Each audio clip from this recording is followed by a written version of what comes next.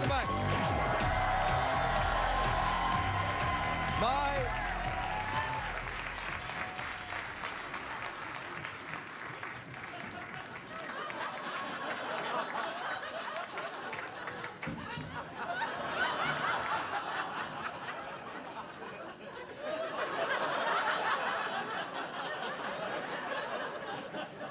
I don't know, I feel that slows us down a bit sometimes. Yeah, it's a lot of work. My first guest tonight is an Oscar-winning actress. An Oscar-winning actress! Her new book is called A Story Lately Told. The legend that is Anjelica Huston, everybody!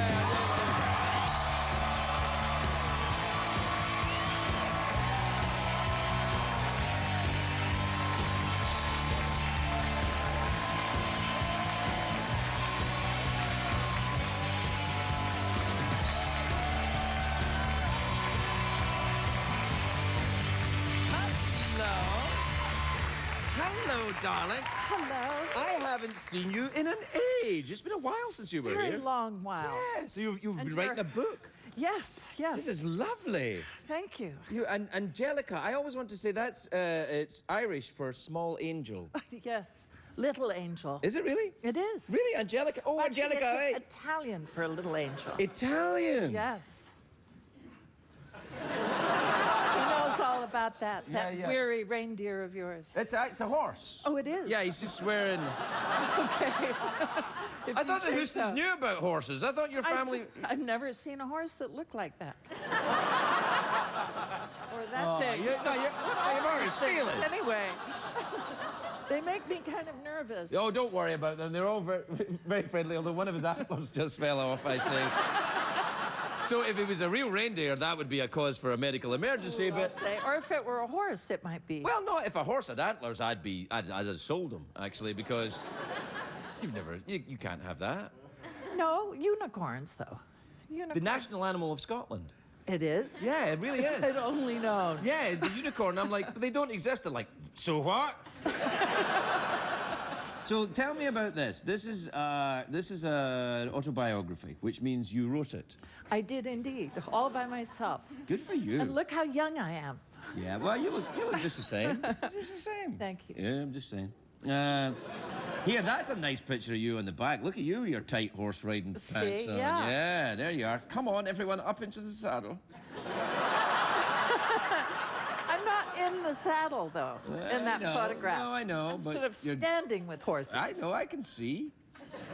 It's good. Now, this is coming of age. Does that mean that you stop at, where do you stop? I stopped. Yeah, I stopped coming of age in my early 20s. So this goes from birth to early 20s? It does. Ah, I see. So those difficult teenage years and those fumbling first experiences and stuff. Yes, all of that. Really? Yes. Oh, well, any pictures or anything? Lots of pictures. But no pictures of fumbling.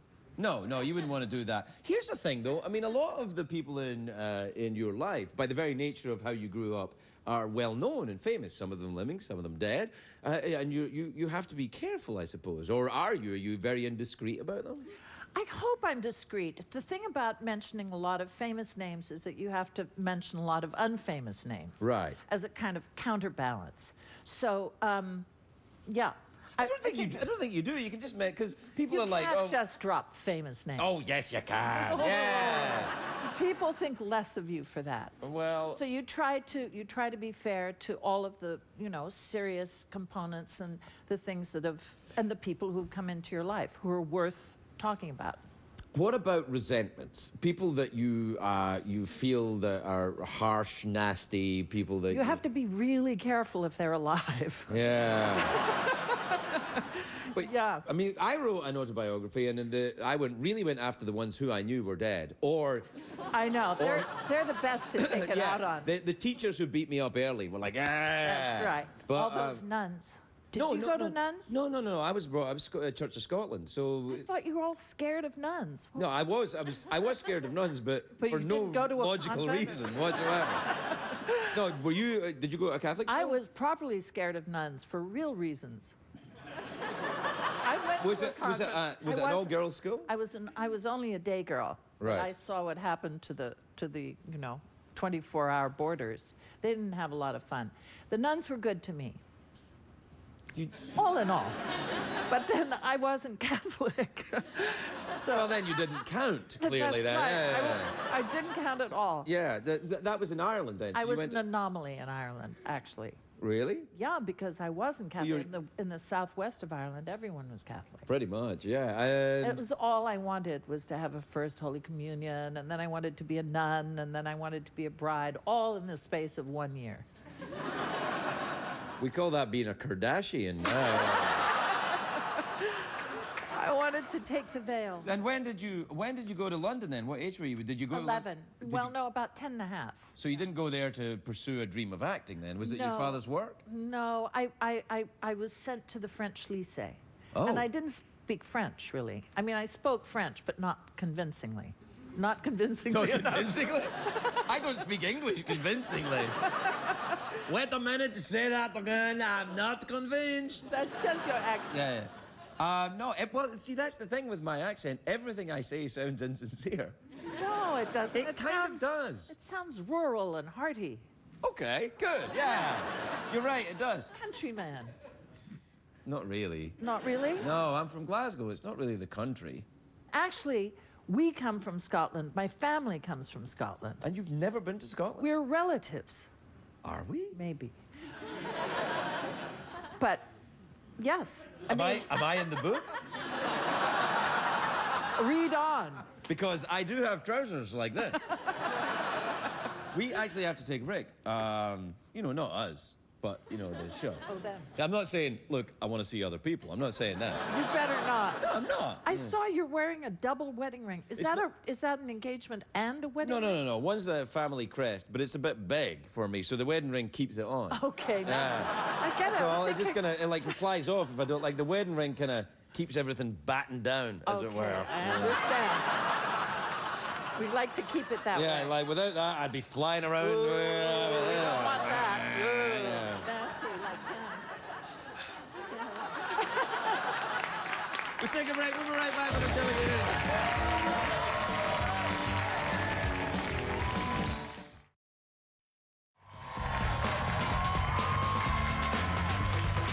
Welcome back, everyone. Welcome back.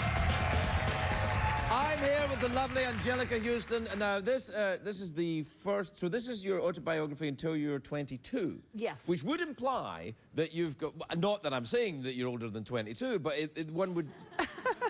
Maybe there's another volume to come. There would be. Are you going to write one? I'm writing it. I'm in the process.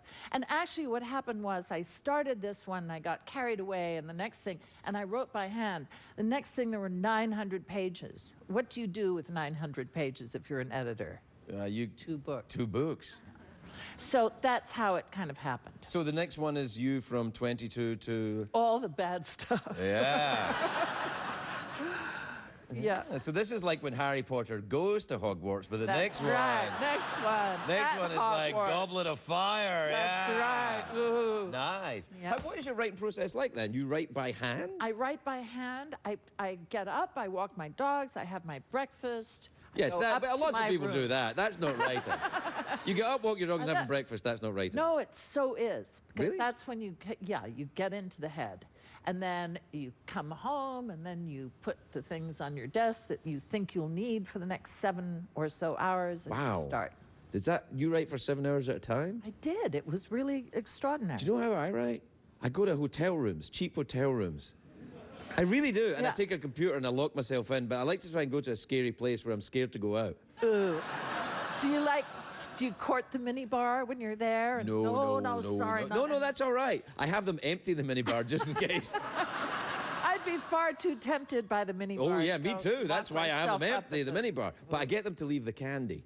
Got the mints, those Mints, bedtime yeah. mints. Have you ever wondered about those bedtime mints? Yeah. Aren't you supposed to brush your teeth at bedtime? Yeah, Not and then you supposed have. to go and eat chocolate and Well, then no, go the to the sleep? mint is for like in case you're making out with someone.